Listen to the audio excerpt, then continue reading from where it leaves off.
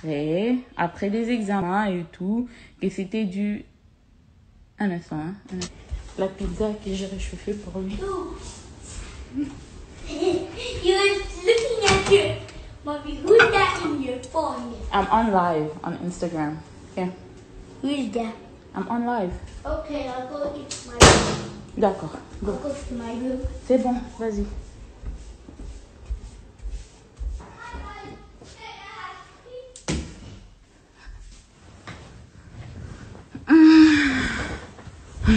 Ok. Il est né avec un problème de rein. Quand on était encore à l'hôpital, il y avait un problème des reins qui devait être corrigé. C'est pour ça qu'on a traîné un peu à l'hôpital avant d'être libéré. Et à l'hôpital, je me rappelle l'infirmière qui était en train de travailler dans ma chambre me disait toujours « Oh, tu as un bébé paresseux. He is so lazy. » Lui, il veut que dormir. Mais elle ne disait pas ça dans le mauvais sens. Elle ne disait pas ça dans le mauvais sens, mais elle avait quand même écrit ça. Tu as un bébé paresseux, il bouge pas trop et tout ça, tout ça. Mais il n'avait encore rien constaté au niveau de sa colonne vertébrale.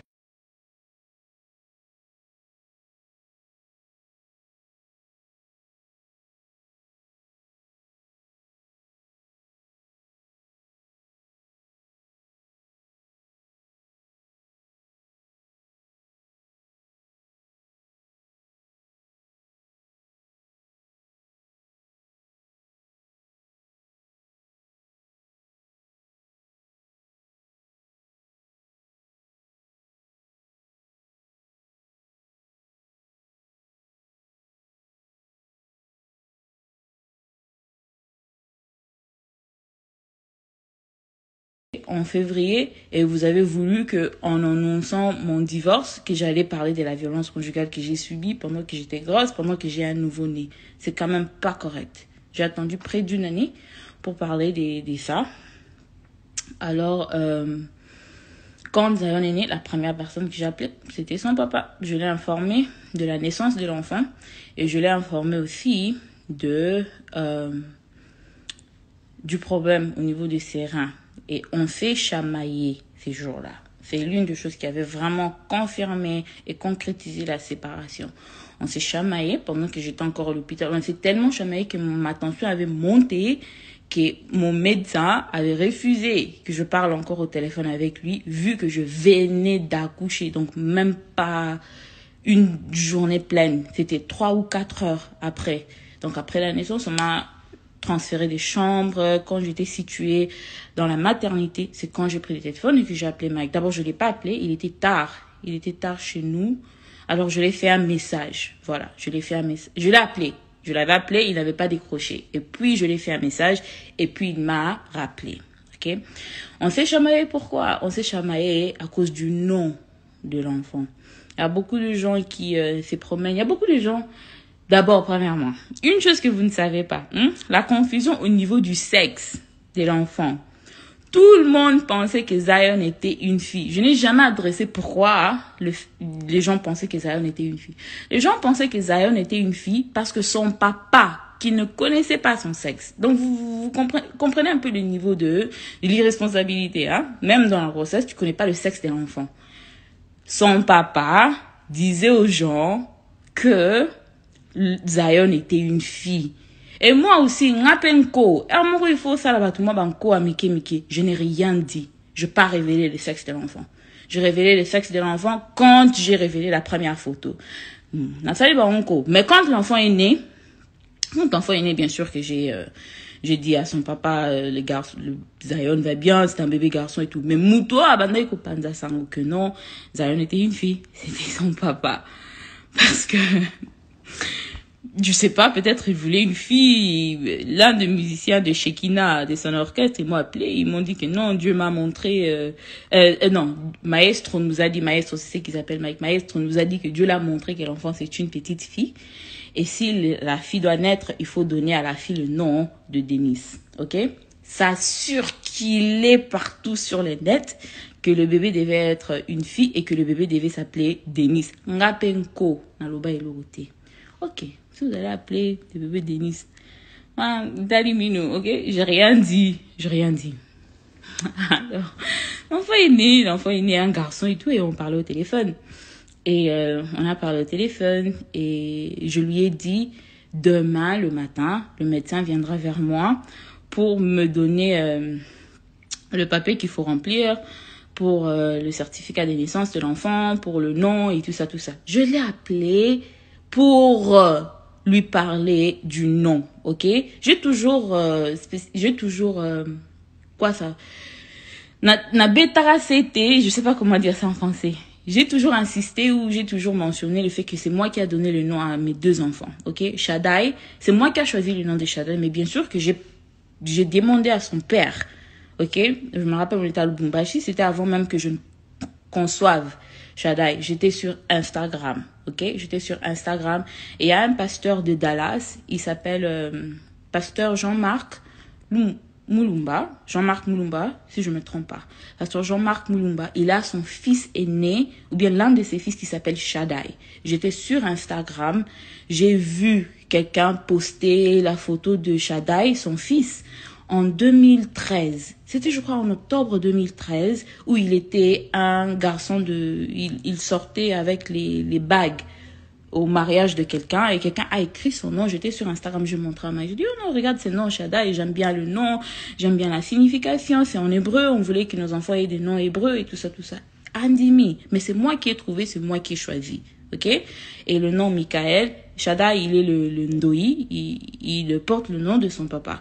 J'aime pas trop le nom Mike pour un enfant, alors on a opté pour Michael. Et puis Shaddai, il est Shaddai Michael Kalambai Wa Kalambai. Il porte le nom de son père. Et c'est moi qui ai choisi ça. C'est moi qui ai choisi ça. Le Kalambai Wa Kalambai, là, c'était mon idée. Je voulais que tous les enfants soient de Wa Kalambai. Ok?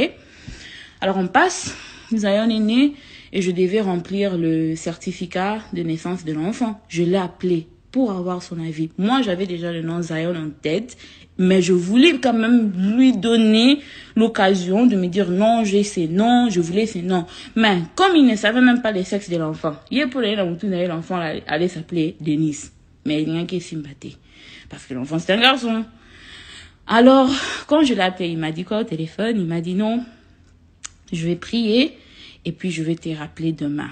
Je lui ai dit, ok, il n'y a pas de problème. Donc, demain à Bango, avec le décalage d'horaire, demain à Bango, ça s'est fait que le médecin était déjà venu pour me demander. Parce qu'il était déjà... Donc, c'était les petits matins, comme de là où nous étions. Donc, c'était vers minuit des États-Unis. Ok, minuit des États-Unis, ça fait 6h ou 7h du matin de Kinshasa. Maintenant, lui, il me disait qu'il allait m'appeler demain. Ce qu'on a tango ya, c'est minuit là, c'est le jour que le médecin allait m'amener le certificat pour remplir. C'est comme ça que j'ai repoussé pour que na demain à Kinshasa, et ça là. Donc, vous comprenez un peu avec les décalages d'horaire. Alors, le médecin est venu ce jour-là, je lui ai dit non, je peux pas remplir les certificats parce que le papa de l'enfant n'a pas encore donné le nom. Ok. Parce qu'il a toujours été inclus dans toutes les décisions des enfants. Parce que là, lui et sa famille, ils veulent donner l'impression comme quoi que par amertume ou bien par quoi, je refuse qu'il parle avec les enfants ou bien qu'il ait contact. Et c'est très faux. Et j'ai des preuves. Et vous aussi, vous avez des preuves. Je vais vous rappeler de vos preuves. Des preuves que lui-même, le monsieur, a mis sur Internet. Ok? J'aime pas de trucs comme ça, mais il faut parfois laver son nom parce que ça devient un peu des trop.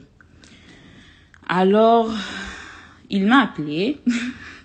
Il se dans ma bien fort.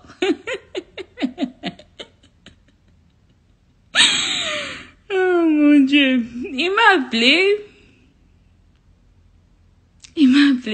et il m'a dit comme quoi que non, que Dieu lui a dit, j'ai ça, parce que c'était d'abord par téléphone, et comme j'étais tellement énervée, n'a qu'à le téléphone, que Dieu lui a dit, qu'on devait donner à Zion, mon beau, mignon garçon, mon beau, mignon garçon, qui ressemble à un bonbon, le nom de Félix. Vous vous demandez peut-être d'où vient ces surnoms que les gens sur Internet ont donné à Zion, bébé Tshisekedi, bébé Tshisekedi, bébé Tshisekedi. son père disait déjà aux gens que il allait donner son enfant le nom de ou bien Denise ou bien Félix.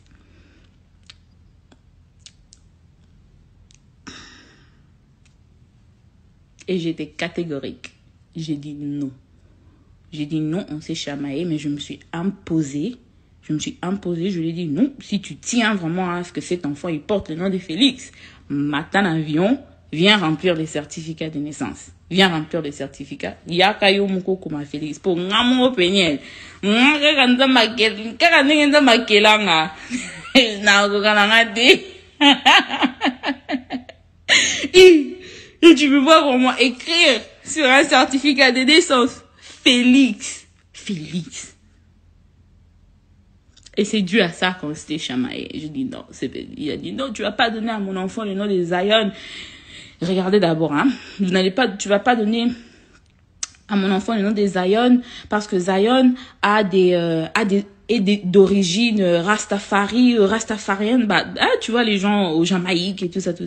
Vous vous imaginez, hein? Pasteur Nabino, il sait pas que le nom Zion, Sion en français, la montagne de Sion, c'est un nom hébreu, un nom biblique qui est dans la Bible. Ok?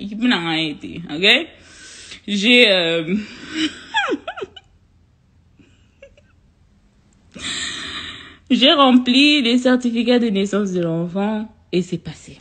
Ok? C'est passé. Et puis après,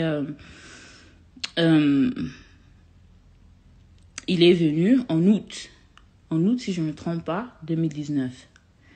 En août 2019, et quand il est venu, il m'a demandé de voir les enfants. Il m'a appelé. Il n'avait pas mon numéro parce que j'avais changé de numéro. Il a appelé ma petite sœur Anna. Il avait toujours le numéro de Anna.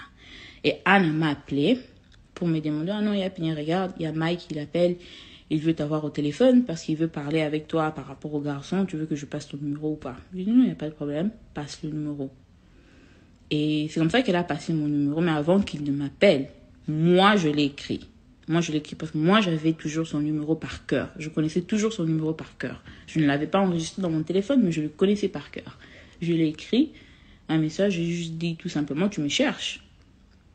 Et c'est comme ça qu'il m'a appelé. Oh non, je suis à Dallas. J'aimerais voir les garçons et tout ça. Et comme les garçons étaient déjà à la crèche, je lui ai dit ok. Et moi, je travaillais aussi dans cette même crèche. Je lui ai dit ok, nos programmes sont un peu compliqués, mais tu peux venir pendant ma pause, pendant que nous sommes à la crèche. Parce que je voulais aussi que le premier rencontre soit une rencontre publique.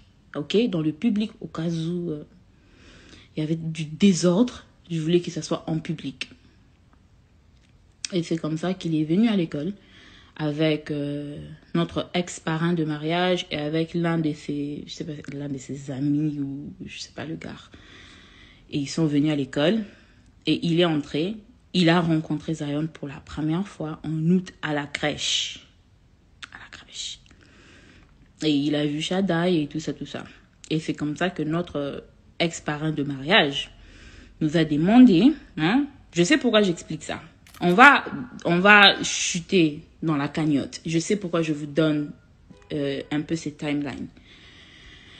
Alors, notre ex-parrain de mariage nous a demandé si on pouvait, le jour suivant, se rencontrer chez notre parrain de mariage. Là, suivez bien. Si on pouvait se rencontrer chez notre parrain de mariage pour qu'on ait un peu un terrain d'entente. On sait qu'il s'agissait des enfants. Donc, pour toutes les personnes qui disent, pourquoi tu ne l'as pas appelé? Pourquoi vous n'avez pas essayé de chercher un terrain d'entente? Je l'ai fait à 1001 reprises. Parce que à part cette terrain d'entente que le parrain avait organisé, je l'appelais. Moi, j'appelais Mike. Avant que je ne puisse supprimer son numéro et ne pas l'avoir échangé mon numéro avant août, quand il cherchait ma soeur, moi, Péniel, je l'appelais. Je l'écrivais. Je peux aller même plus loin pour dire que je l'ai supplié d'être présent dans la vie de ses enfants. Ok?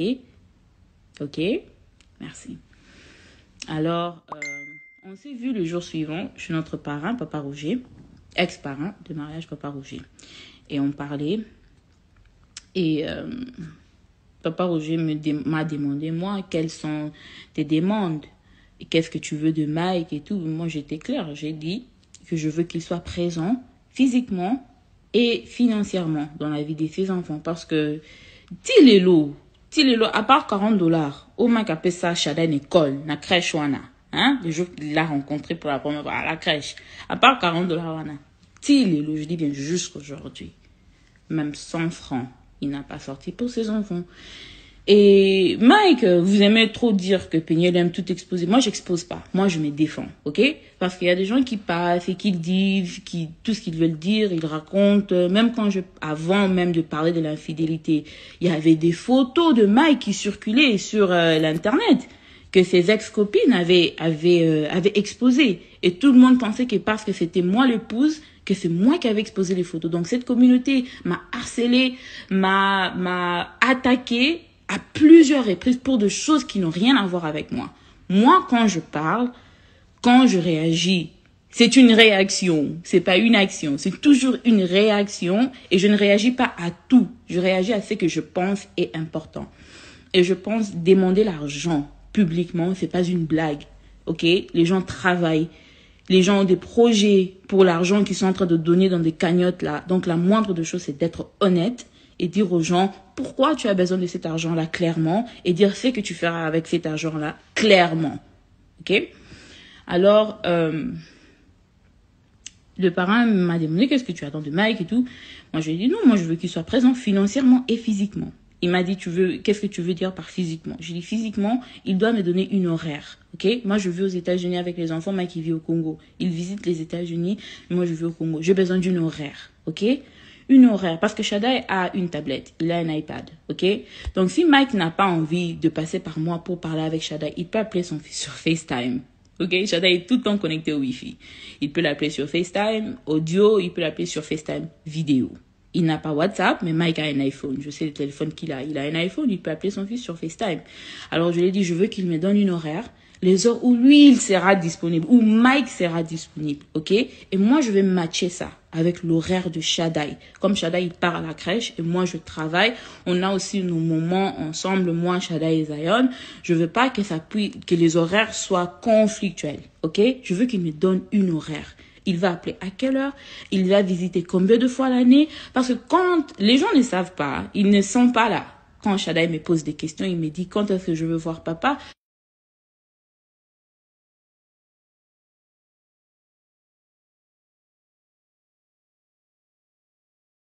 Tu penses venir aux États-Unis combien de fois par année? C'est quoi ton programme par rapport à ces enfants? Tu dois avoir un programme. Tu as des enfants qui vivent dans un autre pays, tu dois avoir un programme. Tu dois savoir que je serai avec eux dans telle période, je vais appeler à telle heure, on doit être organisé parce qu'on n'est pas ensemble. On doit être organisé pour qu'on ait quelque chose à dire aux enfants.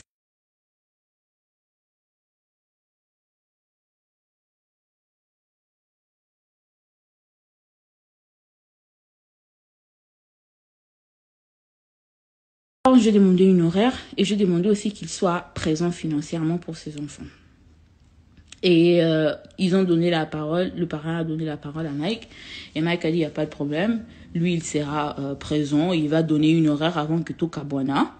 Et il allait aussi être présent financièrement par child support.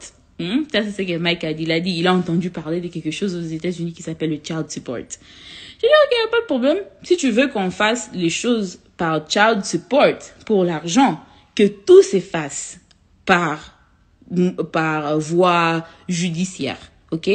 Même les visites, même les appels, c'est le juge qui va dicter.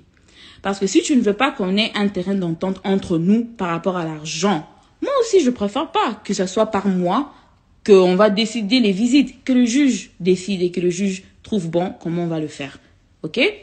Et c'est comme ça que le parrain a dit, ok, si c'est comme ça que vous décidez, je dis non, si c'est ce que lui il veut, hein, parce que moi, je vais pas exiger comment je voulais que cet argent soit remis et je vais pas exiger comment les visites. J'ai juste voulu une horaire. Alors, c'était un peu ça. Et les parents ont dit, ok, on va entamer le processus de child support. Mais en attendant que le child support entre, Mike, tu dois quand même être présent financièrement. Parce que les child support, c'est pas les ali panangou baté. Tu vas pas aller appliquer aujourd'hui, on te donne les child support demain. Non.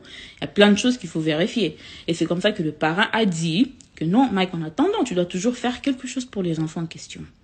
Et c'est moi qui ai parlé en ces moments-là parce que je connais Mike. Je dis, papa Roger, Dieu m'est témoin.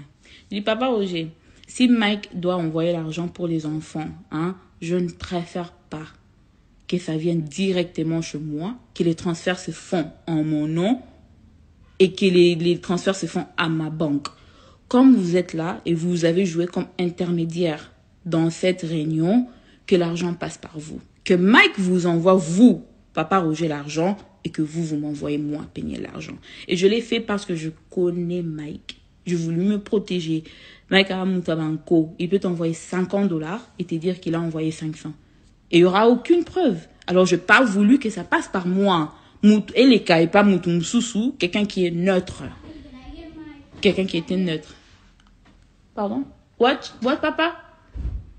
Can I get my iPad yet? Oh, come check if it's charged. I don't think it's charged. Is it charged?